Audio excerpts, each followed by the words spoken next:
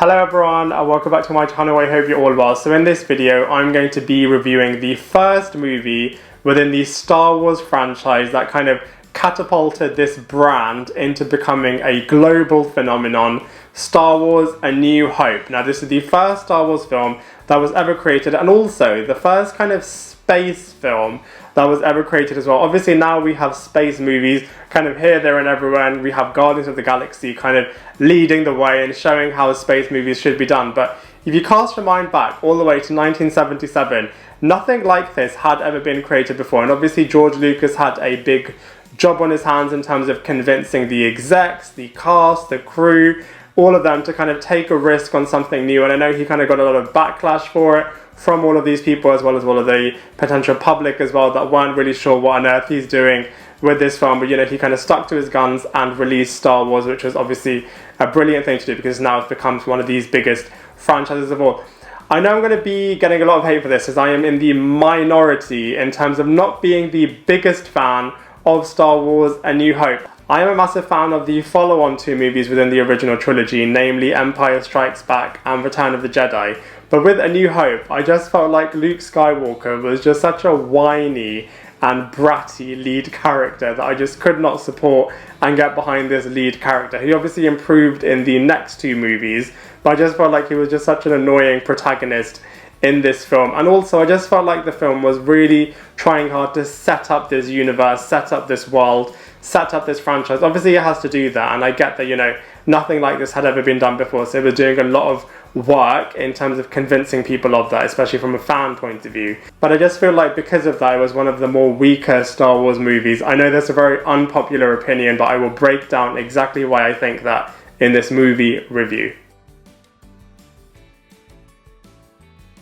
Now, if you bear in mind the fact that this movie was made almost 50 years ago, then from that point of view, it is super impressive. I just think if you view it from the lens of today, I just feel like it doesn't hold up as well as the other movies do. You know, like I said before, this film did a big job in terms of setting up this whole world and setting up space movies in general. So from that point of view, you know, it's really, really good.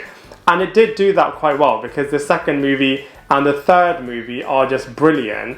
I just felt like for me, A New Hope just was such a setup film, and it just doesn't really hold up as well from like the visual point of view and from the storyline point of view, especially because it was just setting everything up. And for those reasons, I just feel like the storyline is really weak.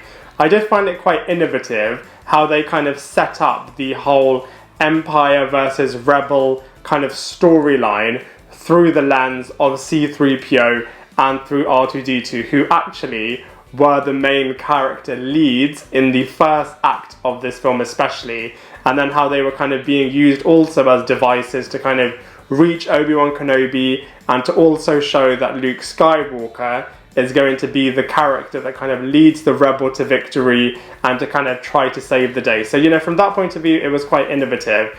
And I know I'm going to sound really cynical saying this, but I don't know why, I could just feel like while I was watching this film, I was criticizing it in the same way that Power Rangers gets criticized a lot, in the sense that it's a big commercial for selling like action figures, spaceships, lightsabers, creatures, all of that kind of thing. I kind of was viewing it more from like a point of view, this is just a big 2-hour commercial for kind of selling loads of products and stuff. And I just felt like the characters within this storyline were okay, but because you just didn't really know them that well and they were just doing such a big job in terms of just setting everything up, I just couldn't really enjoy it. That being said though, I feel like the setup was working well because the second and third film were done really, really well. But as far as the storyline goes for A New Hope, it was just something that I found pretty weak. As far as the characters go, similarly, I feel like, you know, they were used quite well in terms of setting everything up, and they were very strong in the second and third installments within the original trilogy. But I just felt like in this one, they weren't that great, especially Luke Skywalker, played by Mark Hamill, who I just found was a really whiny, annoying, bit of a spoiled brat type character. And because of that, I just could not support this protagonist. I couldn't really get behind him, and I just found his scenes to be a bit cringy and just a bit annoying. Yeah, just a bit annoying more than like being epic or anything else like that. And I just found him to be a bit of a weak lead character.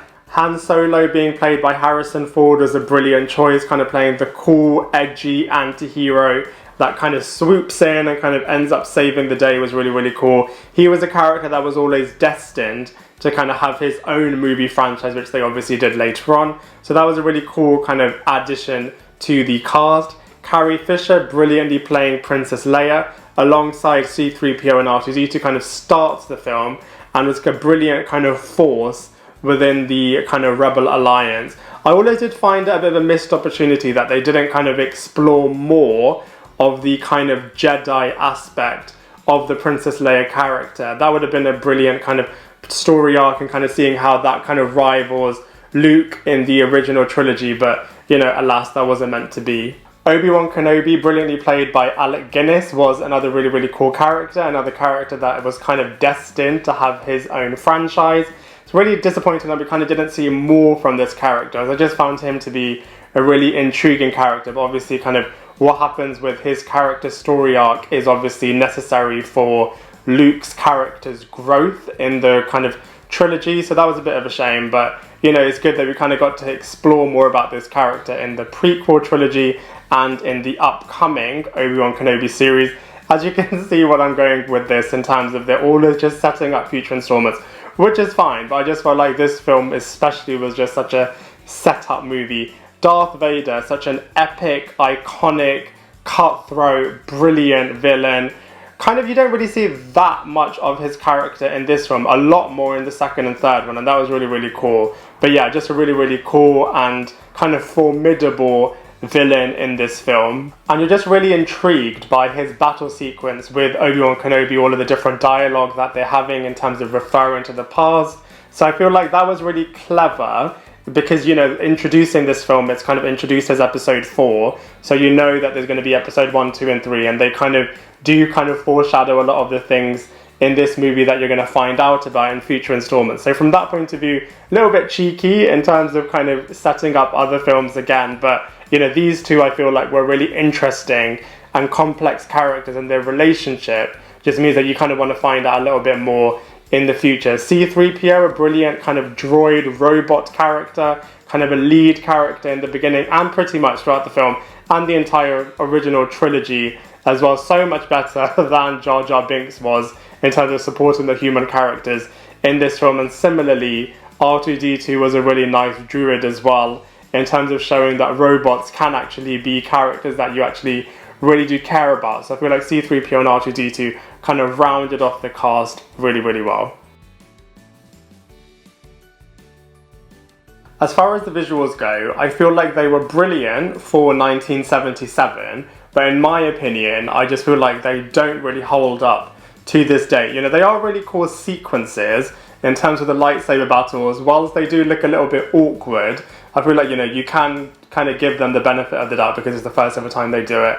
All of the space sequences look really, really cool. The battle sequences, all of the spaceship stuff, all of the space stuff. You know, it is really cool stuff that they're doing, and back in the day, 1977 looks really, really cool. In my opinion though, I just feel like the visuals don't hold up that well, and the visuals for the Star Wars franchise and the universe and stuff looks a lot better in future installments. As far as comparisons go, I just felt like Star Wars A New Hope was the weakest film within the original trilogy, and in the wider Star Wars franchise, I just feel like it's on the same level playing field as The Phantom Menace. I know I'm going to get a lot of hate for this because people seem to love A New Hope, but I just feel like because the film was just so focused on setting up this world and just had a really weak lead, I just felt like from my point of view it wasn't that impressive. So as far as comparisons go, in terms of the original trilogy, definitely the weakest one. The second and third one were a lot stronger, and in terms of the Star Wars franchise, it was just on the same level playing field as The Phantom Menace. Overall, I just feel like Star Wars A New Hope really isn't as great as everyone says it is. I feel like it was great back in 1977 and was great when I watched it on first viewing years and years and years ago, but watching it again in present day point of view, I just feel like it doesn't step up to the plate and it doesn't really hold up at all anymore. So for all of those reasons, I feel like I'm going to give Star Wars A New Hope a 4.5 out of 10. I know that's a very unpopular opinion, and I know a lot of people are going to disagree with me on this, so I'd love to hear what you think in the comment section below. Otherwise, I look forward to seeing you in my next video.